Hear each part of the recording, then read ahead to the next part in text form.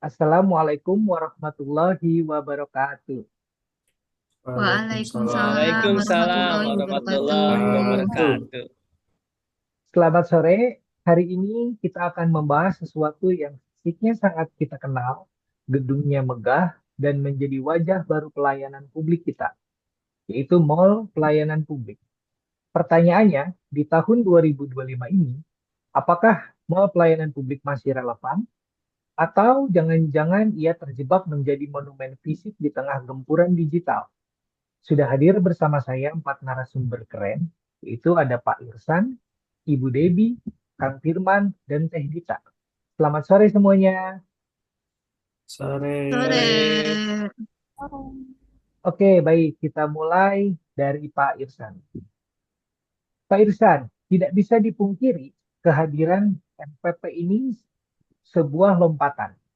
Bisa diceritakan kembali, apa sih capaian paling membanggakan dari MPP Majalengka sejauh ini? Terima kasih Mas Adi. Tentu capaian terbesar adalah mengubah mindset. Dulu mengurus izin itu adalah kata yang menakutkan. Sekarang MPP mengubah menjadi mendatangi mall. Secara kuantitatif, MPP berhasil mengintegrasikan lebih dari 200 jenis layanan. Rata-rata waktu pengurusan izin usaha, misalnya dari yang tadinya bisa 14 hari kerja, sekarang bisa selesai dalam 3 hari kerja jika syaratnya lengkap. Ini adalah sebuah revolusi birokrasi di tingkat lokal yang dampaknya bisa dirasakan langsung oleh masyarakat. Wow, revolusi birokrasi. Kang Firman, bagaimana pengalaman Anda? Apakah semanis yang diceritakan Pak Irsan? Baik, Mas Adi. Manisnya sangat terasa, Mas Adi. Saya nggak bohong.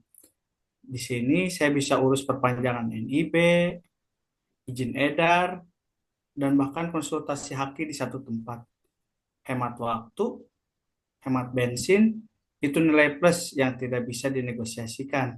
Tapi ada tapinya nih. MPP ini seperti food court yang besar sekali. Semua tenan makanan ada, tetapi setiap tenan punya kasirnya sendiri-sendiri, punya sistem pembayarannya sendiri-sendiri. Kita tetap harus antri di banyak titik.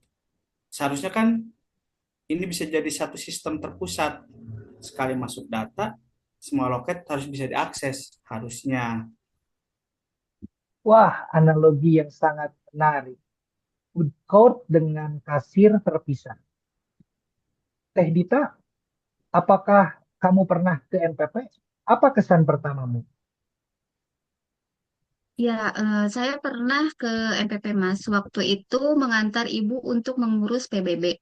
Kesan pertama, gedungnya bagus, adem, dan teratur. Tapi kesan kedua, kenapa saya harus ke sini? Maksud saya, semua proses yang saya lihat, mulai dari isi formulir, fotokopi KTP, hingga serahkan berkas, itu semua adalah hal yang seharusnya bisa saya lakukan dari kamar saya sambil rebahan. Bagi saya, kemewahan itu bukan gedung ber-AC, tapi kemudahan akses lewat smartphone. Nah, ini dia.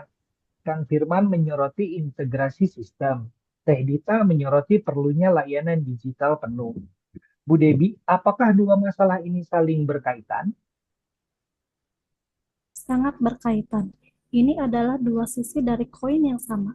Apa yang disebut Kang Firman sebagai kasir terpisah, itu adalah gejala dari masalah yang lebih dalam, yaitu interoperabilitas data yang lemah. Setiap instansi masih menjadi raja atas datanya sendiri. Belum ada kemauan atau mungkin kemampuan teknis untuk membangun sebuah jembatan data yang kokoh. Akibatnya, janji satu pintu itu baru sebatas satu gedung. Lalu bagaimana hubungannya dengan tuntutan dari Teh Dita? Nah, jembatan data yang kokoh inilah yang menjadi fondasi untuk membangun MPP digital yang sesungguhnya. Kita tidak bisa membangun aplikasi layanan publik yang andal jika data di belakangnya masih tercerai-berai. Membangun aplikasi itu mudah, tapi memastikan aplikasi itu bisa menarik data dari Dukcapil, memverifikasinya ke data perpajakan, dan mengirim hasilnya ke sistem perizinan secara real-time, itu tantangan yang sebenarnya. Tanpa fondasi itu, aplikasi kita hanya akan menjadi formulir online yang ujung-ujungnya tetap menyuruh kita datang ke MPP. Saya izin menanggapi, Mas Adi. Apa yang disampaikan Bu Debi dan Teh Dita 100% benar. Dan saya sangat menyadari tantangan ini. Pembangunan SPBE atau sistem pemerintahan berbasis elektronik sedang berjalan. Tapi ini seperti membangun jalan tol di atas tanah yang pemiliknya banyak. Perlu koordinasi dengan pemerintah pusat, penyesuaian regulasi, dan yang tidak kalah penting adalah jaminan keamanan cyber.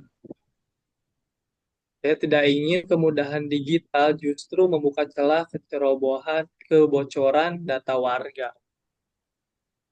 Oke, masalah sistem memang kompleks. Mari kita geser sedikit ke aktor di dalamnya, yaitu petugas.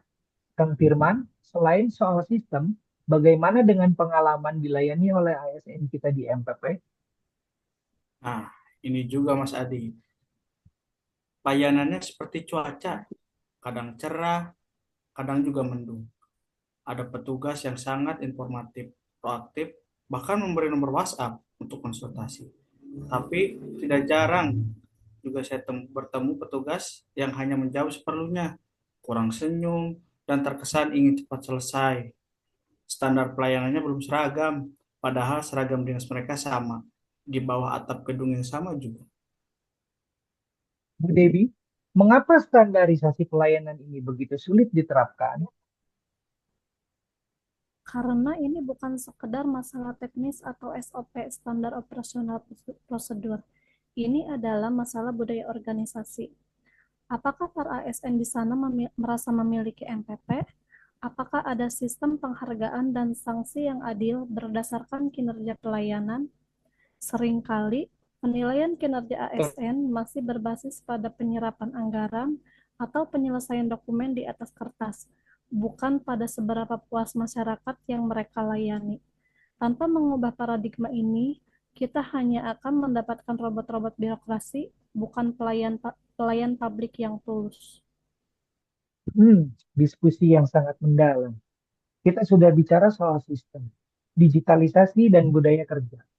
Di akhir sesi ini, saya ingin mengajak kita semua berikan satu gagasan konkret yang harus menjadi prioritas Pemda Majalengka untuk MPP dalam 1 tahun ke depan. Nah, Dita, mangga dipersilakan. Bisa membuat dengan MPP Lite versi mobil aplikasi, tidak perlu semua layanan. Pilih 5 layanan yang paling banyak diakses oleh anak muda atau UMKM pemula. Misalnya, pendaftaran NIB, pembuatan SKC ke online, atau pendaftaran event di Disparbu.